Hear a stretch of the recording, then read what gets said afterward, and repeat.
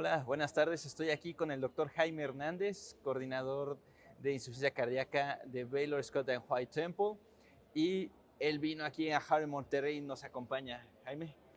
Hola, es un placer estar aquí, regresar a casa, estar en mi Monterrey querido y aprendiendo de toda la ciencia y las actividades académicas de Harvard Monterrey. Doctor Jaime, unas preguntas muy rápidas. Como sabe, aquí nuestra audiencia, nuestro tema es choque cardiogénico. La primera pregunta es, ¿qué es lo que hay que notar? 5 puntos claves muy rápidos en todo paciente con choque cardiogénico.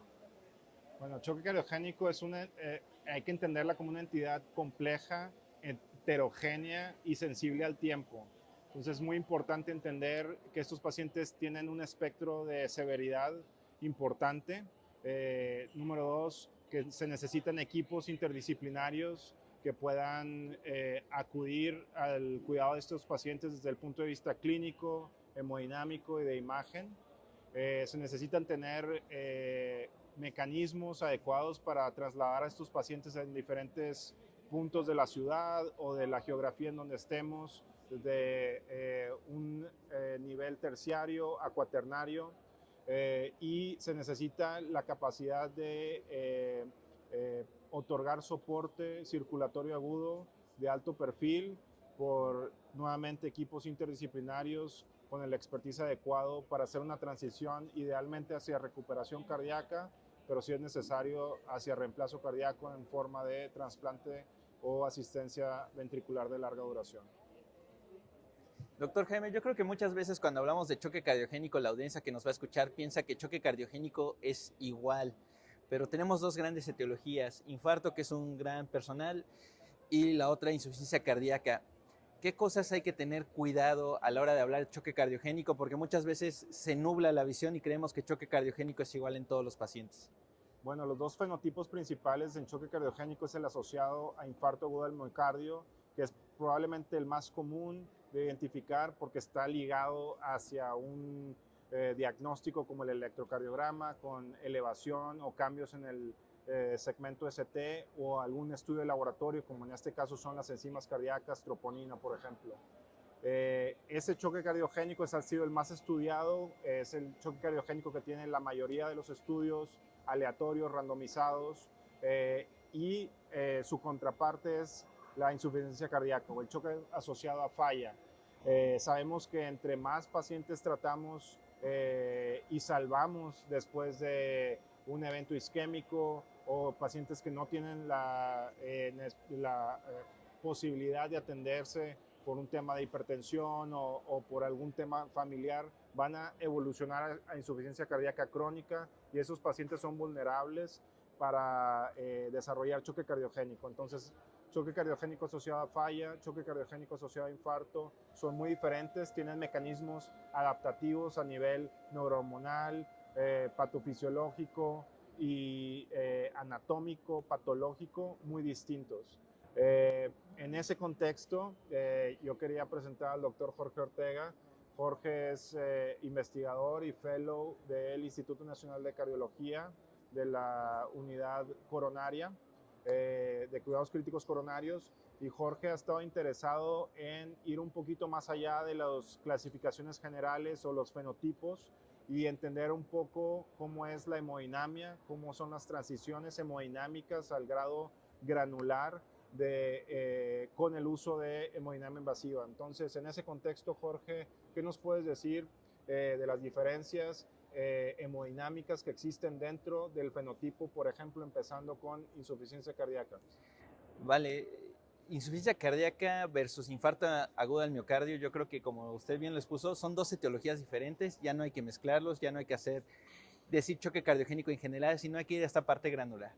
Lo que he encontrado interesantemente es que estos pacientes tienen hemodinámicas completamente diferentes. La insuficiencia cardíaca, a pesar de que es el mismo paciente en el mismo estadio de severidad por Sky, que él es uno de los autores principales, el doctor Jaime, en ese paper, parece ser que las presiones de llenado están más aumentadas en insuficiencia cardíaca, pero no significa un peor pronóstico, tiene una mortalidad similar.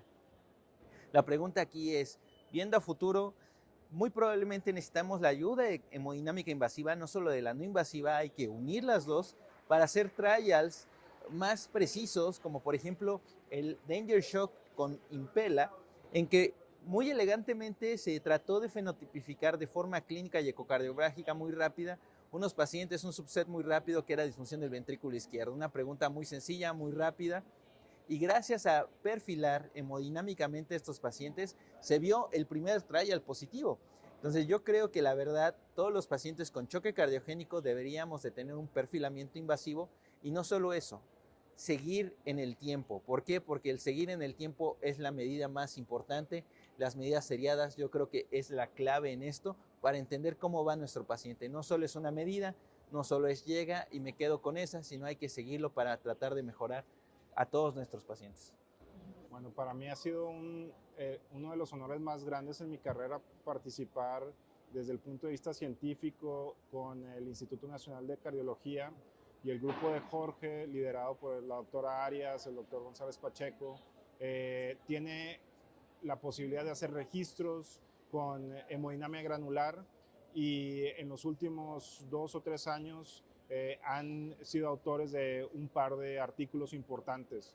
Uno de ellos tiene que ver con el impacto del uso de un registro de choque cardiogénico en las prácticas clínicas y en el impacto en la mortalidad de estos pacientes. Jorge, ¿nos puedes platicar un poquito más de ese estudio? Sí, ese estudio se presentó hace un par de días en la Sociedad Europea de Cardiología en Londres. La verdad, fue un estudio muy pragmático en donde decidimos definir dos grandes eras. Antes de unirnos al grupo de choque cardiogénico con Estados Unidos, unir fuerzas para tratar a estos pacientes, llevarlos nuestros pacientes a trials, a registros, y una era antes de qué pasó. Y la verdad es que cambiaron las cosas. ¿Qué cambió? Somos más invasivos, utilizamos más soportes, fenoperfilamos, y yo creo que este último punto ha sido muy clave en el seguimiento, porque no solo fenoperfilamos una vez, un artículo que acaba de salir igual hace 2 días del JACC, hacemos fenoperfilamiento seriado. ¿Qué quiere decir? Cada 6 horas estamos checando cómo va nuestro paciente, hacia dónde vamos, si es terapia correcta, dosis correcta, o si ya podemos desescalar. Y hacemos escalamientos y desescalamientos más agresivos, tenemos más cuidado en el paciente con choque, tratamos de que no sea una receta de cocina, y esto nos da la granularidad en el tiempo. Y esto ha bajado la mortalidad 10% en nuestro centro. ¿Qué es lo importante? Estandarizar las prácticas, invasión temprana, no tenerle miedo al catéter de flotación pulmonar, no tenerle miedo a ese famoso Swan-Ganz, porque es una práctica muy benigna que en las manos correctas, en la experiencia correcta, va a ayudar a todos nuestros pacientes. Y yo sí creo muy fielmente que la hemodinámica invasiva debe ser usada en los pacientes con choque, que son pacientes muy selectos, y hay que estandarizar siempre todas las prácticas y tener esta cooperación, este vínculo internacional para tratar de llevar siempre a nuestros pacientes a mejor puerto. No solo los de aquí, sino también reflejar a nivel mundial que se puede hacer las cosas bien aquí en México con los recursos que tenemos y con toda la capacidad que se puede tener y con todo el talento que estoy seguro hay en todas las unidades hospitalarias de este país.